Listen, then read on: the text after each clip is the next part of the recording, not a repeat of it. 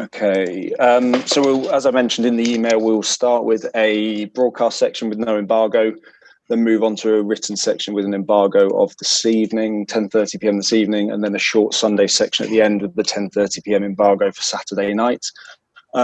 Could you please raise your hand, use the raise hand emoji if you want to ask a question, and I'll come to you in turn that way. And if you could, I'll start with the broadcast section. So let's see, is Joanna's not here, I don't think. So we'll start with Ian Abrahams from Talk Sport. Hi Jason, how are you? Hi Ian, I'm good, thank you. Congratulations on the job. Thanks very much, thank you. One I guess you've always wanted at some point or another. It's one, to be honest, until obviously the decision was made by Ed himself, it was one that I'd never really sort of thought about too much. Were you surprised on that Sunday when he announced he was leaving? Myself and Ed had a conversation on Saturday morning. He told me of his decision once we spoke, which, to be honest, I was a little bit surprised by it, because we had spoke in the week building up to that, but he didn't want to sort of compromise me in any way by sort of letting me know his final decision once he made it and spoke to his family. So I was a little bit surprised on Saturday, yes. Have you spoken to him since you got the job? Yes, you don't go from having the friendship and working relationship that we've had for so long to not speaking to someone. So we have been in contact, yes. Has he given you any tips, or are you genuinely going to be completely your own man from here on in? No, obviously, I'll be my own man for sure. But at the same time, Ed is a friend, and we will be speaking and meet up from time to time. Other clubs that have had managers in place for a long time, like Manchester United and Arsenal recently, have always struggled afterwards because of such a big personality that has left. Have you got any worries at all that will happen with Bournemouth, or because you were so much a part of you and Eddie that you think it will just continue?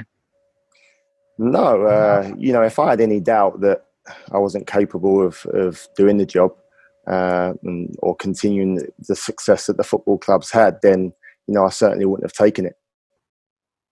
How much will you be relying on the experienced players like Steve Cook?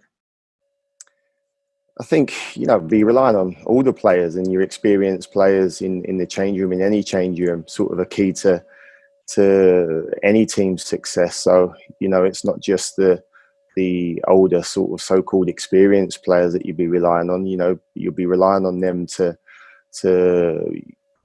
put an arm around players' sort of shoulders when they need it, when they're in the change room environment. But I think we've got a very good change room with some really good characters that will be very important moving forward. A couple more from me. First of all, you start off obviously in a new division, not the Premier League, but the Championship. Lots of different challenges involved in that to what you've had for the last 5 years. But you've done it before with Eddie in getting the team promoted. So how confident are you can do it again and bounce back straight away? Yes, I think the Championship's a really tough league, as we found out ourselves when we was there, and as everyone always speaks about. But it's a league that we enjoyed. It's a league that we won and got promoted from, and it's a great challenge, and we're really looking forward to it. Finally, you've had challenges before, obviously as a player, assistant manager. Just is this the biggest challenge of your life? And just explain how excited, how nervous, all the gamut of emotions you have right now ahead of the new season. Of course, it's absolutely overwhelmed. It's a club that's so close to my heart. I've been here for a long time, and I'm really sort of looking forward to the challenge that lies ahead. Really excited, and can't wait to get started. And the players report back on Monday, and really looking forward to seeing everybody. And hopefully we can have a year of success now. Best of luck. Thanks very much, Ian. Thank you. Cheers, Jay. Thanks, Ian. We'll go to Ed Elliott from Press Association. Hi, Jason. Hi, Ed. Hiya. How would you describe your preferred playing style, and how does that differ to how Eddie wanted to play? Do you know what? I think when you've had the success that the club's had for so many years now, playing the way we do, you're not all of a sudden going to come in and rip all that up. We've played an attacking, exciting brand of football for so long that's brought us that success, and I'm going to be no different to that. I want to continue the success and deliver a style of football that that the fans want to see, that's brought us that success over the years. And there's been a lot of speculation, obviously, following relegation about which players are going to stay. Nathan's obviously already gone. How difficult is it to prepare for a new season when you're not quite sure who is going to be there for the first game? Do you know what? Firstly, obviously, sort of Nathan Aké's got his move to Manchester City, and what a dream move that is for any player. And he fully deserves it. With his consistent performances that he's delivered. But it's no different to what's happened probably since my time sort of alongside Ed. This club's always had speculation of their players being linked with other clubs, which goes to show the quality players that we've got. So in that respect, it's no different. And obviously any club that gets relegated from any division is, there's always speculation linking players with other clubs. So, that's something we're just going to have to deal with and, accept. A lot of it is, it is paper talk, and, as and when offers come in, that's a decision the club's then got to make. Have you had any assurances from the owner about, which players you can keep, which players may have to go? Of course, and that was, part of the discussions when, deciding on, whether to take this job or not. Them discussions was raised in terms of what, the future holds in terms of players coming and going and finances available. And, I wouldn't be sitting here now if we didn't have the assurances that, you had a chance of being successful with, if the club come and turn around and say you're going to be a fire sale, you're going to end up losing sort of 8 or 9 players, then I wouldn't be sitting in this seat now. And if I can just ask specifically about a couple of players, because you've obviously got international players who may need to stay in the top flight to continue that. Do you expect Callum Wilson, Joshua King to still be there at the start of the season? As it stands now, they're still here. They're contracted to a club, and and until such time an offer comes in for any one of the players that's contracted to this club, then it'll be a decision that the football club will have to make in terms of whether the offer is acceptable or meets their valuation. And until that time, they're Bournemouth players, and with the characters and the players that they are, and as how professional they are, they'll remain that way. Thanks for your time, Jason. Best of luck. Pleasure, Ed. Thanks very much. Thanks, Ed. We'll go to Joanna Kent from BBC South Today. Hi, Jason. Congratulations on the job. Thank you, Joanna. That's all right. Can I just ask, you've been at the club sort of 22 years. I know you said you didn't expect to be made manager, but how does it feel to be the manager after all of that time? Oh, it's a privilege and an honour to me to be sitting here as the manager of this football club now. It means a lot to me personally, my family, and I know what it means to the community and the fans. And it's, as I say, it's an honour to now be sitting here as manager, and something that when I joined here as a player I would never have expected or even dreamed of doing.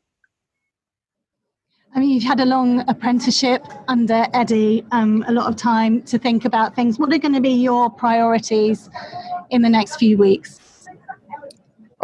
Obviously, with the my apprenticeship couldn't have been done alongside a better manager and a better person than Ed, and what he's done for this football club, is nothing short of a miracle. So, I couldn't have learned alongside a better person.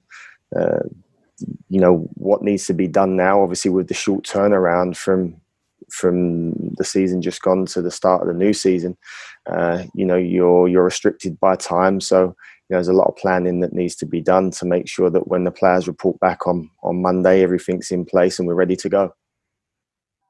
I mean, you've got a solid squad at the moment that's probably capable of getting back up to the Premier League. Do you think your appointment as manager might convince some of them to stay at Bournemouth and try and win promotion? I hope so, but going to the previous conversation, in terms of the players, until any offers come in for any players, then they remain at Bournemouth regardless anyway. But the squad, they're happy here.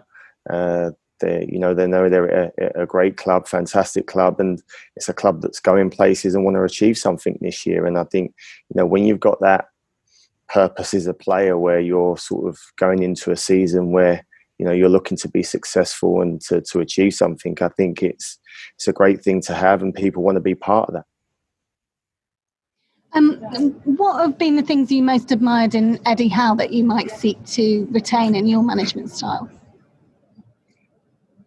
There's probably too long a list to list, but I've been by Ed's side from the moment he stepped into management, so I've learned an awful lot from him.